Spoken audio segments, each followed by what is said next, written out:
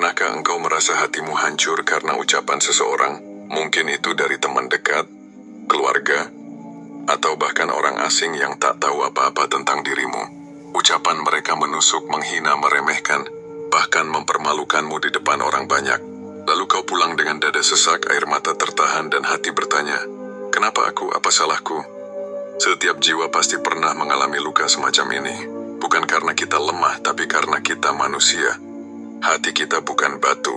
Kata-kata bisa jadi pedang, dan hinaan bisa terasa lebih tajam dari luka fisik. Tapi disinilah ujian sesungguhnya. Bagaimana seorang muslim sejati merespons ketika kehormatan dan harga dirinya direndahkan? Allah Subhanahu wa Ta'ala tidak pernah membiarkan hambanya terluka tanpa sebab. Setiap hinaan yang datang padamu bisa jadi adalah bentuk ujian, penghapus dosa, bahkan tangga untuk menaikkan derajatmu di sisinya. Tapi syaratnya, engkau harus memilih cara yang benar dalam merespons. Lihatlah Rasulullah Shallallahu Alaihi Wasallam.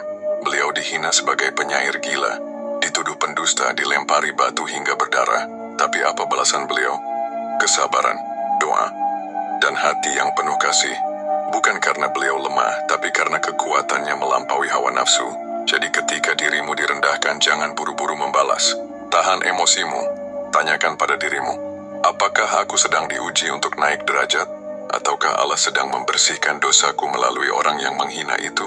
Ingatlah, orang yang merendahkanmu tidak menentukan nilaimu. Nilai dirimu ada pada keteguhanmu di hadapan Allah, bukan di mata manusia. Maka jangan biarkan hinaan mereka membentuk siapa dirimu.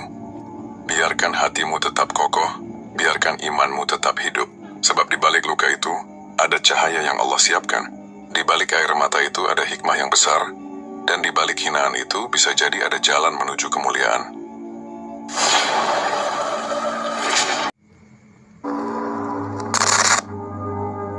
Mengapa Allah mengizinkan kita dihina?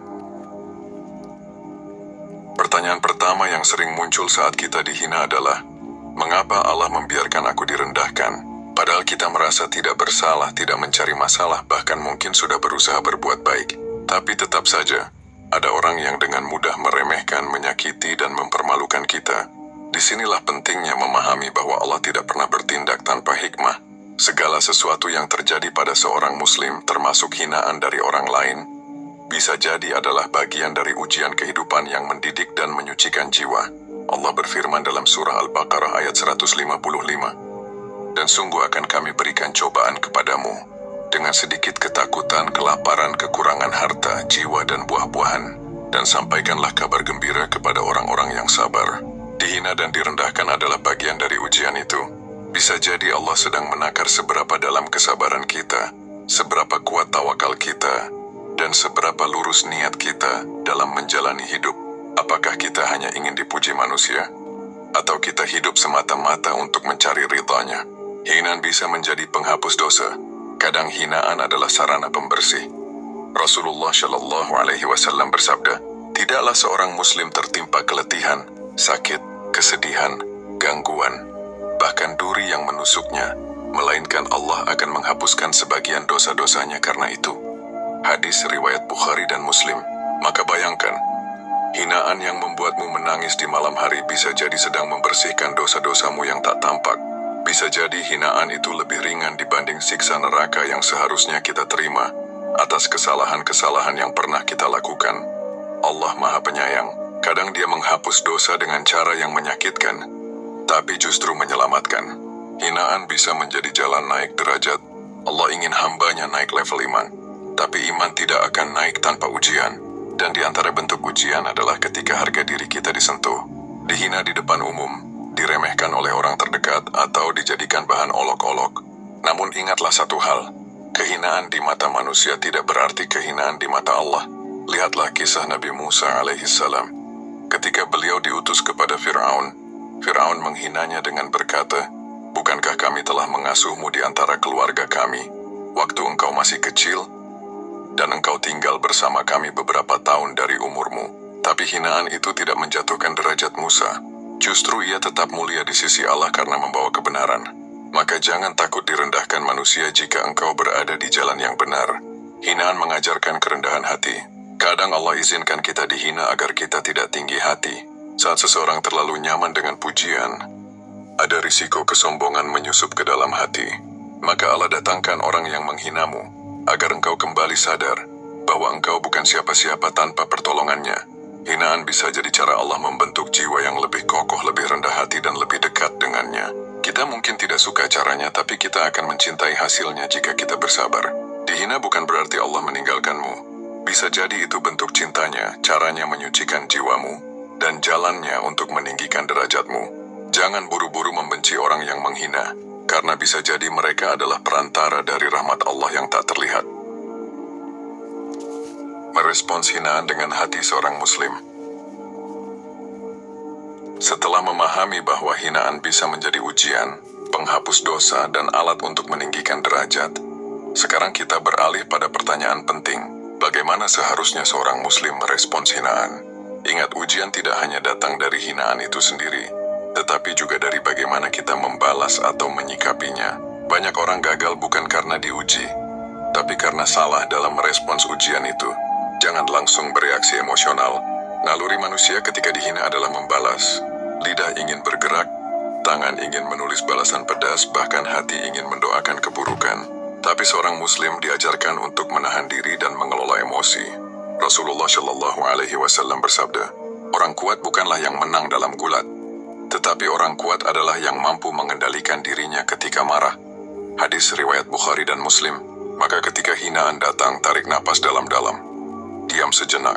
Ingat bahwa kekuatan sejati bukan pada kata-kata tajam, tapi pada kemampuan untuk menahan diri di hadapan kebodohan. Jangan turun ke level yang sama. Allah memberikan nasihat luar biasa dalam Al-Quran. Dan hamba-hamba Tuhan yang Maha Penyayang itu adalah orang-orang yang berjalan di atas bumi dengan rendah hati. Dan apabila orang-orang jahil menyapa mereka dengan kata-kata yang menyakitkan, mereka mengucapkan salam. Quran Surat Al-Furqan ayat 63. Ayat ini bukan hanya pujian, tapi juga petunjuk. Jangan ikut menjadi jahil hanya karena kita disakiti orang jahil. Justru keistimewaan seorang muslim adalah tetap tenang, tetap terhormat, dan tidak menodai lisannya dengan hal yang hina. Ucapan salama yang dimaksud dalam ayat adalah cara elegan untuk berkata, aku tidak ingin meladeni kebodohanmu dengan kebodohan yang sama. Serahkan balasan kepada Allah. Kadang hinaan terasa begitu menyakitkan karena kita merasa harus membela diri. Tapi ingatlah, tidak semua hal harus kita tanggapi. Tidak semua tuduhan harus kita buktikan salah. Dan tidak semua serangan harus kita lawan. Kenapa? Karena Allah Maha melihat. Dia tahu siapa yang benar. Dia tahu isi hatimu. Dan dia juga tahu niat buruk orang yang menyakitimu. Dan orang-orang yang sabar karena mengharap keridhaan Tuhannya, mendirikan salat, dan menafkahkan sebagian rezeki yang kami berikan kepada mereka secara sembunyi, maupun terang-terangan, serta menolak kejahatan dengan kebaikan. Orang-orang itulah yang mendapat tempat kesudahan yang baik. Quran Surat Ar-Ra'd ayat 22. Membalas hinaan dengan kebaikan bukan berarti lemah. Itu tanda bahwa kita percaya pada keadilan Allah. Kita tahu bahwa apapun yang orang lain katakan tidak akan mengubah takdir dan nilai diri kita di sisi Allah. Doakan mereka, bukan kutuk mereka. Inilah yang paling sulit, mendoakan orang yang menghina kita. Tapi justru disinilah letak kedewasaan iman.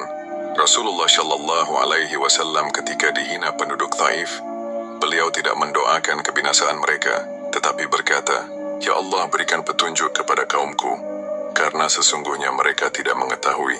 Ini bukan kelemahan, ini adalah kemuliaan. Seorang muslim paham bahwa orang yang menghina bisa jadi sedang sakit jiwanya, dan balasan terbaik untuk orang yang sakit adalah kesabaran dan doa, bukan kebencian.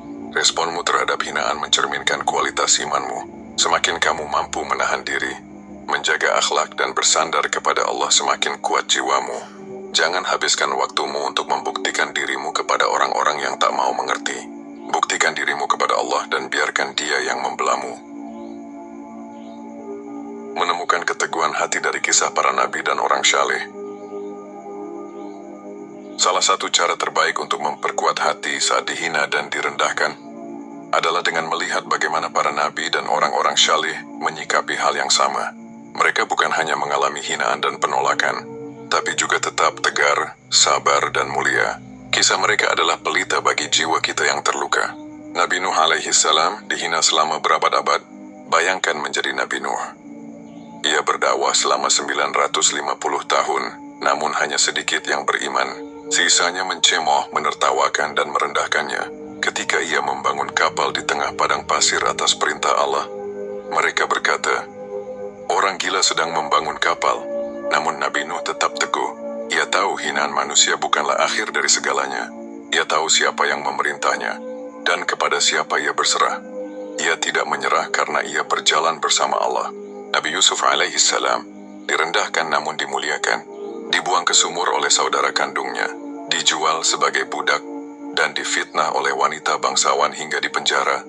Itulah potongan kisah Nabi Yusuf. Tapi ia tidak pernah membalas dengan kebencian. Bahkan saat ia sudah menjadi orang berkuasa, dan para saudaranya datang meminta bantuan, ia tidak membalas penghinaan masa lalu. Ia berkata, tidak ada celaan terhadap kalian pada hari ini. Semoga Allah mengampuni kalian. Kisah lainnya datang dari sahabat Nabi bernama Julaibib. Ia adalah seorang yang dikenal karena fisiknya yang tidak tampan. Tubuhnya pendek dan wajahnya tidak menarik. Di mata manusia ia sering dipandang rendah. Banyak orang menolak kehadirannya, dan ia tidak punya status yang dipandang tinggi dalam masyarakat. Namun Rasulullah Shallallahu Alaihi Wasallam memandang Julaibib dengan mata hati bukan mata dunia. Suatu hari, beliau meminang seorang wanita dari kalangan Ansyar untuk dinikahkan dengan Julaibib. Awalnya keluarga wanita itu ragu dan merasa keberatan. Tapi putri mereka yang Syalihah berkata, jika ini dari Rasulullah maka aku ridha. Karena beliau tidak akan memilihkan kecuali yang terbaik, Julaibib akhirnya menikah. Tak lama setelah itu ia ikut dalam sebuah peperangan dan gugur sebagai syuhada. Setelah perang, Rasulullah mencari-cari jasadnya. Saat menemukannya, beliau berkata, dia dariku dan aku darinya. Rasulullah sendiri yang memakamkan Julaibib. Di mata manusia Julaibib adalah sosok kecil dan hina. Tapi di mata Nabi dan langit dia besar dan mulia. Pelajaran: jika manusia memandangmu rendah, jangan risau. Bisa jadi Allah telah menyiapkan tempat mulia untukmu di sisinya, sebagaimana dia memuliakan Julaibib. Jangan biarkan hinaan manusia menghentikan langkahmu. Para nabi dan orang syalih juga pernah dihina, tapi mereka tetap melangkah bersama Allah. Dan lihatlah akhir kisah mereka, penuh cahaya, penuh kemuliaan. Jadikan kisah mereka sebagai lentera, agar engkau kuat menghadapi dunia yang sering kejam pada hati yang lembut. Menjadikan hinaan sebagai jalan perbaikan diri. Setiap hinaan menyakitkan. Tidak ada hati yang tidak tergores saat direndahkan. Namun, dalam sudut pandang seorang muslim, hinaan bisa menjadi cermin jujur yang tak dimiliki pujian. Justru dari situ kita bisa menemukan celah perbaikan yang mungkin selama ini tersembunyi. Jika kita bersikap terbuka, hinaan bisa menjadi sarana mengenali kekurangan diri, memperbaiki akhlak, dan mendekatkan diri kepada Allah. Bedakan antara hinaan dan nasihat. Tak semua kata kasar harus diabaikan. Kadang, di balik ucapan pedas ada kebenaran yang terselip. Orang mungkin menyampaikannya dengan cara yang buruk, tapi bisa jadi isi kritiknya benar. Contoh sederhana, ketika seseorang berkata, kamu itu sombong, alihkan emosi lalu tanyakan dalam hati, apakah benar aku terlalu banyak bicara soal diriku sendiri? Atau ketika orang berkata, ngomong saja pintar tapi nggak ada bukti, mungkin itu sinyal untuk lebih banyak beramal daripada berbicara. Orang bijak akan memisahkan kata-kata kasar dari intisari kebenaran di dalamnya. Jangan terlalu cepat tersinggung. Evaluasi diri, lalu ambil bagian yang bisa menjadi pemantik perbaikan. Allah berfirman, dan orang-orang yang apabila diberi peringatan terhadap ayat-ayat Tuhan mereka, mereka tidak bersikap sebagai orang yang tuli dan buta. Quran Surat Al-Furqan ayat 73. Mereka mendengarkan, berpikir, dan berubah. Begitulah ciri jiwa yang lapang. Jadikan hinaan sebagai bahan bakar semangat. Beberapa orang justru naik karena pernah jatuh, menjadi lebih kuat karena pernah dihina. Banyak tokoh dunia, ulama, dan aktivis Islam yang melejit karena hinaan menjadi pelecut mereka. Imam Ahmad bin Hambal dicambuk dan difitnah, tapi justru ia dikenal sebagai simbol keteguhan akidah. Hasan al-Bashri sering direndahkan karena latar belakangnya, tapi ia tumbuh menjadi ulama besar yang nasihatnya masih hidup hingga hari ini. Jangan biarkan hinaan menjatuhkan semangatmu. Balas bukan dengan kata-kata, tapi dengan aksi nyata dan perubahan diri. Tak perlu membalas dengan emosi. Cukup jadikan dirimu lebih baik sebagai jawaban terbaik. Perbaikan diri bukan karena mereka, tapi karena Allah. Jangan salah arah. Kita memperbaiki diri bukan untuk membungkam mereka yang menghina, tapi untuk mencari ridha Allah. Jika kita berubah hanya agar bisa berkata, "Lihat sekarang aku sukses," maka itu adalah kesombongan yang terbungkus balas dendam.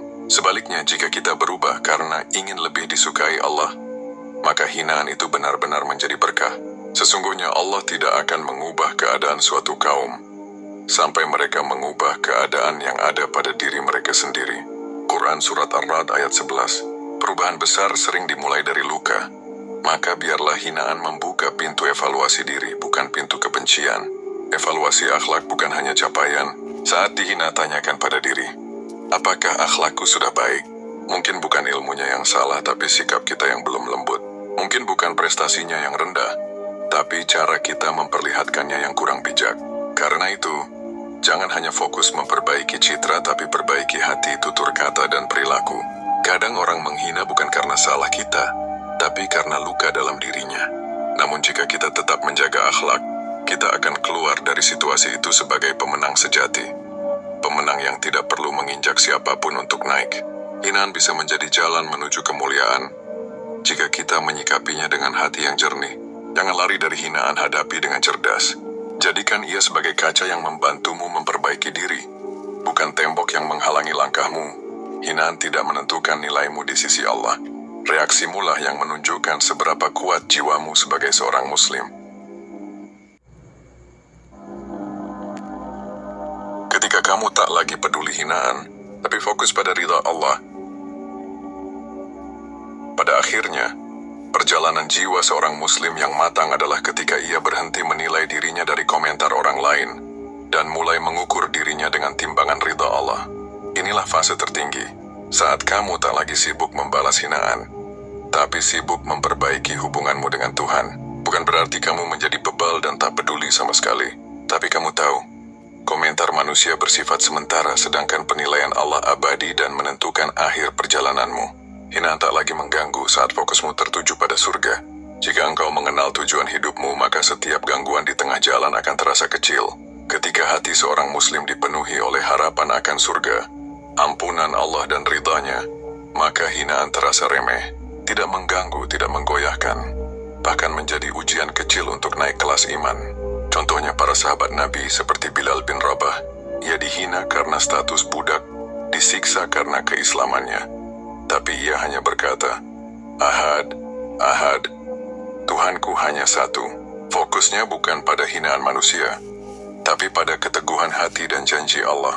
Jika hati kita selalu sibuk mencari penilaian manusia, kita akan terus capek. Tapi jika hati kita hanya sibuk mencari ridha Allah, maka bahkan celaan akan terasa ringan. Ridha Allah itu lebih layak dikejar daripada pujian manusia. Pujian itu fana. Hari ini dipuji, besok dicaci, tapi ridha Allah itu kekal. Jika Allah sudah ridha, apa lagi yang kita cari? Nabi Shallallahu Alaihi Wasallam bersabda, barang siapa yang mencari keridhaan Allah meskipun dengan membuat manusia marah, maka Allah akan ridha kepadanya dan membuat manusia ridha kepadanya. Tetapi barang siapa yang mencari keridhaan manusia dengan membuat Allah murka, maka Allah akan murka kepadanya dan menjadikan manusia juga murka kepadanya. Hadis riwayat Ibnu Hibban. Artinya, ketika kita berusaha menyesuaikan diri demi manusia, kita tak akan pernah selesai. Tapi jika kita berani menegakkan prinsip karena Allah, justru Allah akan menundukkan hati manusia untuk mencintai kita. Fokuslah pada apa yang Allah lihat dari dirimu, bukan apa yang manusia bicarakan tentangmu. Hinaan adalah bagian dari jalan kebenaran. Jalan menuju Allah itu tidak selalu mulus. Rasulullah pun tidak luput dari cercaan. Maka jangan heran jika kamu pun mengalaminya. Allah mengingatkan, dan sungguh telah diperolok-olokkan beberapa rasul sebelum kamu. Maka turunlah kepada orang-orang yang mencemuhkan itu balasan dari apa yang selalu mereka olok-olokkan. Quran Surat Al-An'am ayat 10. Jika kamu menempuh jalan yang sama dengan para nabi dan orang syaleh, maka kamu juga akan mendapatkan ujian yang sama, hinaan, cemuhan, dan fitnah. Tapi jangan goyah. Itu pertanda kamu berjalan di jalan yang benar, menjaga jiwa tetap bersih meski dihina. Puncak kematangan jiwa bukan saat kamu membungkam semua hinaan, tapi saat kamu tetap bisa tidur nyenyak, tetap tenang, tetap tersenyum. karena kamu tahu kamu berada dalam jalan yang diridai Allah. Jangan reaktif, jangan sibuk membuktikan diri, sibuklah memperbaiki diri. Mereka yang beriman dan hati mereka tenteram dengan mengingat Allah. Ingatlah, hanya dengan mengingat Allah hati menjadi tenteram. Quran Surat Ar-Ra'd ayat 28. Ketenangan itu bukan dari ucapan manusia, tapi dari kedekatan dengan Allah. Maka saat hinaan datang, segera periksa, apakah hatiku dekat dengan Allah, ataukah aku sedang sibuk mencari pengakuan manusia? Ketika hinaan tak lagi mengguncangkan hatimu, itulah tanda bahwa jiwamu sudah belajar cukup banyak. Bukan karena kamu keras, tapi karena kamu sudah tahu apa yang benar-benar penting, ridha Allah. Maka jangan larut dalam komentar manusia. Larutlah dalam upaya mendekat kepadanya. Sebab hanya penilaiannya yang akan kau bawa ke akhirat, bukan penilaian dunia. Biarkan hinaan berlalu, fokuskan hati pada Allah. Hinaan adalah bagian dari kehidupan. Ia bisa datang dari orang asing, bahkan dari orang terdekat. Namun sebagai seorang muslim, kita tidak diajarkan untuk membalas dengan kebencian atau larut dalam luka. Kita diajarkan untuk menyikapi setiap luka dengan jiwa yang kuat dan hati yang bersandar pada Allah. Hinaan tak pernah benar-benar menentukan nilai dirimu. Nilaimu tidak ada pada kata-kata manusia, tapi ada pada seberapa dekat hubunganmu dengan Allah, seberapa bersih hatimu, dan seberapa istiqamah langkahmu dalam kebenaran. Hinaan bisa menghancurkan, tapi juga bisa membangun. Jika engkau memilih untuk menjadikannya bahan bakar menuju kebaikan, lihatlah ke belakang para nabi, sahabat, orang-orang saleh. Mereka semua pernah dihina, tapi Allah memuliakan mereka. Maka jika engkau dihina saat menjaga iman, maka engkau sedang berjalan di jalan yang sama. Bersabarlah, karena kemuliaan tidak akan lama lagi menyusul. Dan ingatlah, dalam sunyi dan sakitmu Allah melihatmu. Allah mendengar bisik hatimu. Allah tahu luka-lukamu. Maka jangan berhenti melangkah, jangan menyerah hanya karena kata-kata. Tetaplah menjadi hamba yang lembut tapi kuat, yang rendah hati tapi teguh, yang sabar tapi terus bergerak. Sebab pada akhirnya, yang paling berharga bukanlah apa yang orang katakan tentangmu, tetapi apa yang Allah catat tentangmu.